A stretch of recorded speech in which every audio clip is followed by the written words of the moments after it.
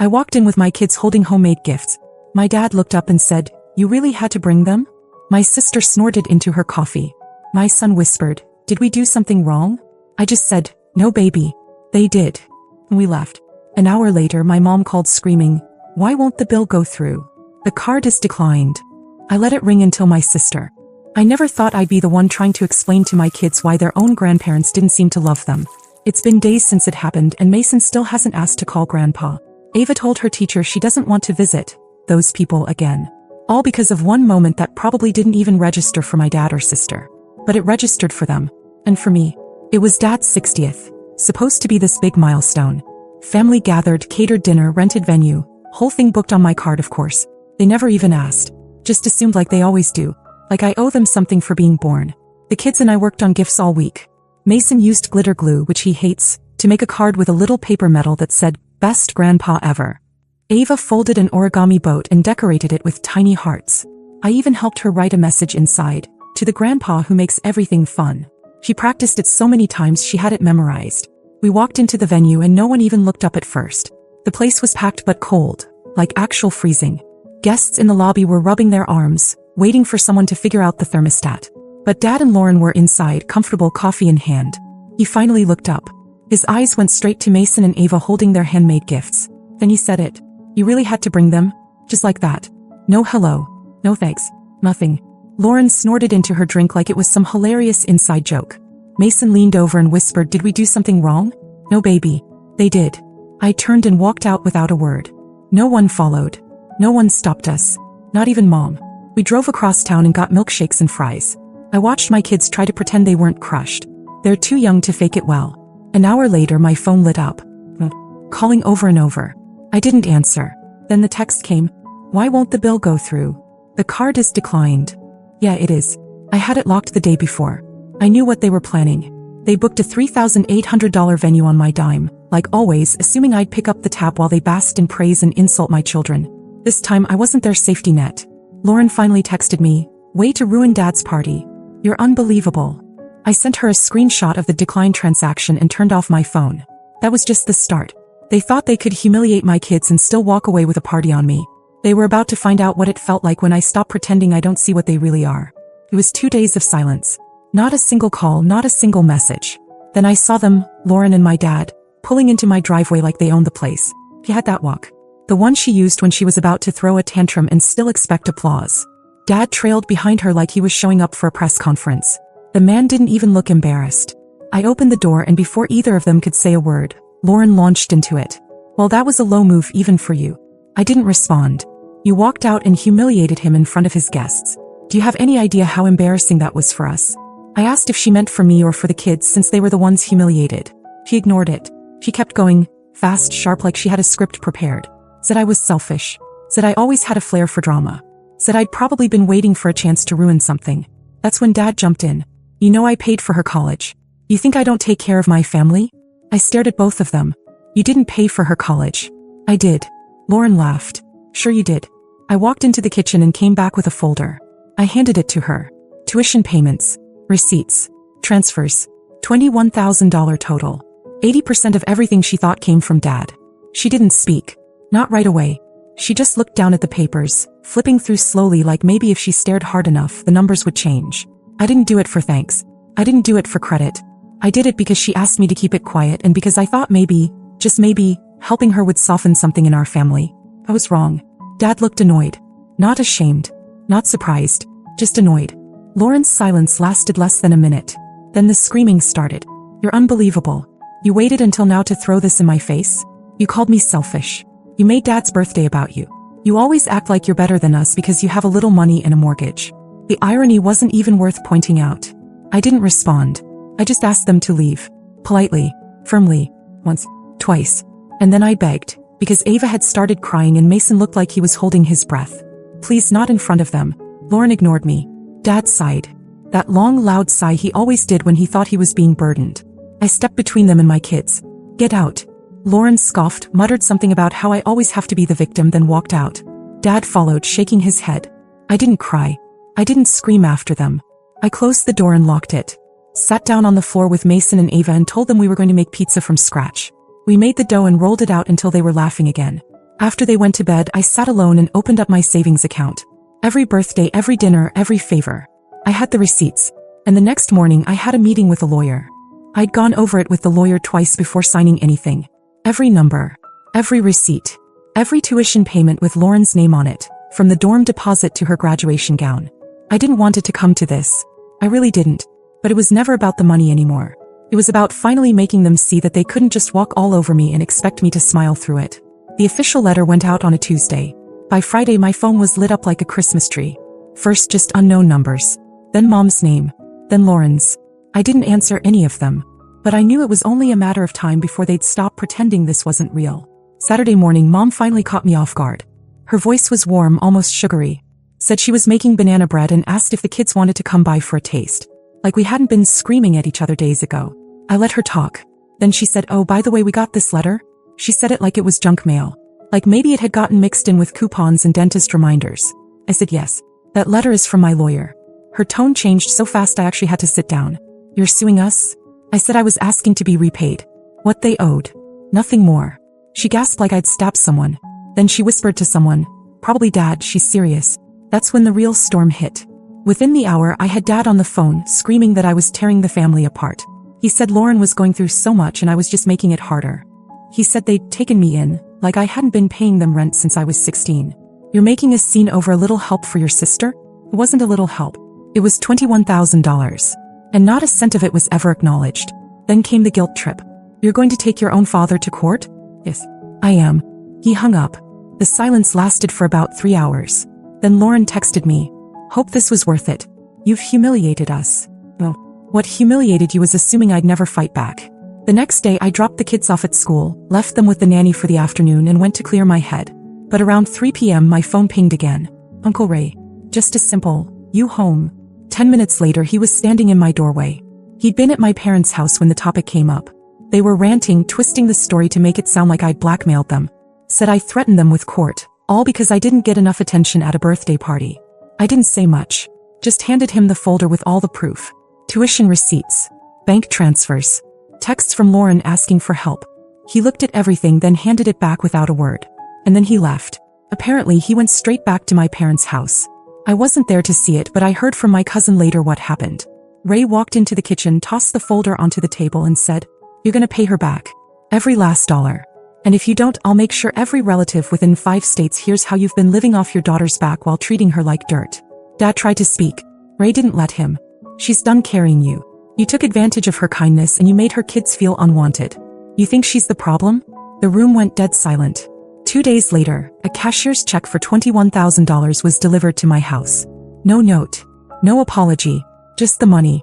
I deposited it. Booked a Disney trip for me and the kids that night. First-class flights. 3 days at the Grand Californian. No budgeting. No guilt. I didn't post anything right away. But when I finally shared a few pictures online, smiling with my kids in front of Sleeping Beauty's castle, the comments started rolling in. From them. "Jealous little Japs. You're so fake. Must be nice throwing money around while your family falls apart." I didn't reply. I just blocked them. Every single one. The Disney trip was exactly what we needed. For the first time in months, the kids didn't ask why Grandpa didn't call. They didn't flinch at loud voices. They just laughed. Mason got frosting all over his face from a Mickey-shaped donut. Ava collected pins like she was prepping for a museum exhibit. I even let them eat dessert before dinner, something I hadn't done since they were toddlers. It should have ended there. It should have just been that, a clean break. But the thing about people like my parents is, they don't take being cut off as a consequence. They take it as an insult. The comments under the Disneyland photos weren't just petty. They were calculated. One from Mom's account said, "Some of us were raised to put family first." Another, from Lauren, said, "When Dad dies, don't come crying for forgiveness." But the worst came from a fake profile I knew was Dad's. He'd used the same nickname on eBay 10 years ago. It said, "Enjoy it while it lasts. Karma has a long memory." I blocked every single account, made everything private, changed my number, even warned the school in case someone accidentally showed up. But what I didn't expect was the letter. It came a week after we got home. No return address. Just my name in messy handwriting on the envelope. Inside was a single sheet of paper. No greeting. No signature. Just this. "Hope it was worth ruining everything. You made your bed." The writing was definitely Mom's. It made me nauseous. I crumpled it up and almost threw it away. But instead I added it to the folder. The same folder with the receipts, the lawyer's letter, everything. Because I wasn't taking any more chances. That weekend I ran into someone unexpected, Lauren's ex, Eli. We weren't close, but he always treated me with respect. He saw me at the grocery store, gave me a hesitant smile, then asked if I was okay. I must have looked confused because he added, I heard what happened. Your dad told everyone you were hospitalized, that you had some kind of breakdown. He said you weren't stable. I nearly dropped my basket. They were spreading lies now, telling people I was mentally unwell, just to make themselves look better, to erase what they'd done. I asked Eli who else had heard. He listed 4 people, family, friends, a cousin, even one of Dad's clients. It all clicked. They didn't just want to cut ties. They wanted to destroy my credibility in case I ever came back for more. I went home and pulled out that folder again. But I wasn't calling my lawyer this time. I was calling a therapist. Not for me, for Mason and Ava. Because if these people were going to keep trying to claw their way back into our lives, my kids deserved every possible tool to understand why they weren't the problem. That Monday I scheduled the first session. And the next time my mom tried to call from a different number, I answered. I let her start with her usual, sweet, sugar-coated concern. Then I said, if you ever send something to my house again or lie about me to another person, I will go to court. And next time it won't be about money. She hung up without saying a word. They thought they'd scare me back into silence. But they forgot, I don't scare easy anymore. We spent the rest of the summer in peace. Disneyland, beach days, backyard camping. The kids started sleeping better. No more questions about grandma or grandpa. They were healing and I was finally breathing again. Then the photos started showing up. Not on my accounts, those were locked down tight, but through mutuals. Screenshots forwarded by friends. Someone was watching, still obsessing. The captions were all the same shade of bitter. Some people run away to pretend they're good parents. Funny how generosity dries up when the cameras are off. Kids deserve a stable mother, not a dramatic one. None of it stung as much as it used to. But what did hit me hard was the realization that they were never going to stop. They weren't mad that I cut them off. They were mad that I didn't need them anymore. So I blocked every mutual who didn't stand up for me. Cleaned house. I wasn't going to explain myself to people who thought, but they're your parents, was an excuse to accept abuse. Then out of nowhere Lauren called. From a new number. I almost didn't answer. I should have gone with that instinct. She didn't even ask how I was. He jumped straight in. You told everyone Dad didn't pay for my college? That's messed up. He looked humiliated in front of Uncle Ray. I reminded her that I didn't tell everyone. Uncle Ray figured it out. With the receipts. You know, the ones I gave him after you and Dad screamed at me in front of my kids. She had the nerve to sound offended. You really think this is all about money? No. I think this is about you living in a fantasy where I'm your ATM and punching bag at the same time. She called me selfish. Said I ruined Dad's milestone birthday, dragged our family through the mud, and then ran off to Disney to celebrate. That last word stuck in my throat like poison. Celebrate. I told her Ava still flinches at raised voices. That Mason stopped drawing pictures of Grandpa. That I had to hire a therapist because their little comments rewired my kids into thinking they weren't lovable. Then I told her if she ever called again, I'd add her to the cease and desist. I was already preparing for Dad. She didn't like that. She called me a narcissist, said I was turning my kids into victims, said I needed to grow up. The kids heard her yelling. Ava started crying. That was it. I gathered every last piece of nerve I had left and said, get out of my life. I hung up, held Ava until she fell asleep. Then I sat on the kitchen floor and cried, but not because I missed them, because I was exhausted. And then, something I never expected, Lauren showed up at my door the next week. Alone. Tear-streaked, eyes red, no makeup, hair a mess. She didn't have to say anything. I already knew. They turned on her too. I stepped outside, didn't invite her in. She looked at me like she'd just seen lightning hit the ground. You were right, she said. She'd confronted them. Asked Dad if it was true about the money. He didn't deny it, just said it was none of her business. Told her to stop asking questions unless she wanted to end up like Jennifer. She said it broke something in her. Said she thought they were trying, really trying. That they were flawed but loving. But now she wasn't sure they even knew how to love. Then she started crying. Real crying. Not the performative stuff I grew up with. I stood there, arms crossed, trying to decide if I believed her. And then she said the words I never thought I'd hear. I'm sorry. For laughing. For not defending your kids. For letting them treat you like you were nothing. I opened the door and let her in. The kids were asleep. We sat on the couch and talked until sunrise. And when she finally left, I walked her to her car and she hugged me like she didn't want to let go. I don't know if she's changed. Not really. But I know she meant it. And for now that's enough. The next week she moved out of our parents' house. And I don't know if I'll post more updates. But for now, thank you, all of you, for listening. It's strange how quickly silence can become a kind of peace. After years of noise, accusations, guilt trips, fake apologies, That silence felt like the world exhaling. My phone stopped lighting up with hidden numbers. No more secondhand updates from mutual friends. No more sugar-coated poison disguised as concern. Just quiet. And in that quiet we started living. The kids were thriving. Ava joined art club. Mason started writing little stories about superheroes with glitter capes.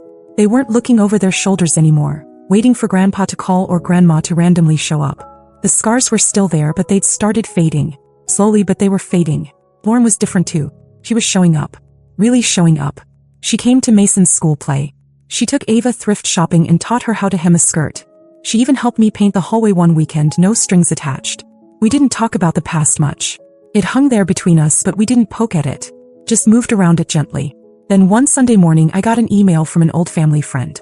Not someone I was especially close to, but she always meant well. She said, "I just thought you should know. They've been telling people you've cut them off because you're unstable. That you've turned Lauren against them. That you're trying to break the family." I wasn't surprised. I just hadn't realized how far the story had spread. A cousin I hadn't seen in years reached out next. Said she heard I'd lost it after Dad's birthday and ran away to Disneyland to avoid getting help. Another one messaged Lauren asking if she was safe. That's when it hit me. They weren't just angry. They were rewriting the story. They were scrubbing the blood off their hands and painting halos over their heads. And they were doing it so fast that people were actually buying it. Lauren was furious. She wanted to post everything. The receipts, the texts, the lawyer letter, the check. She wanted to burn it all down. I told her not to. Not yet. Because I realized something important. They didn't want me to stay quiet out of shame. They wanted me to stay quiet out of fear. Fear of being the crazy one. The emotional one. The dramatic daughter who ruins parties and sues her parents. So I did the one thing they weren't prepared for. I told the truth. I posted a long message on my private social page. Just friends and family. No accusations. No attacks. Just facts. What they said to my children. What they tried to do with the party. The tuition money. The screaming. The threats. The therapy. And the peace that came only after I shut the door for good. I ended it with one line. I didn't destroy the family. I just stopped bleeding for it. The response was bigger than I expected. Quite likes. DMs from cousins I hadn't heard from in years. One even said, "I always wondered if it was just me." That same night I got another email. This one from my mom. It said, "Congratulations. Hope you feel better now. We always knew you'd turn on us eventually." No apology. No ownership. Just bitterness disguised as righteousness. I didn't reply. I didn't even feel hurt. Just tired. The next week I changed my number again. Not because I was afraid, but because I was done giving them doorways back into my life. A few days later, Lauren dropped by after work. She had dinner with us, stayed through bedtime, and then we sat on the porch in the dark, just breathing. After a long pause, she asked me, "Do you think we'll ever be able to forgive them?" I thought about it. About Ava's tears after the party. Mason whispering if he'd done something wrong. The years of carrying everyone on my back while being told I wasn't enough. "I don't know," I said. "But I know I'm not going back." She nodded, then said, "I'm not either."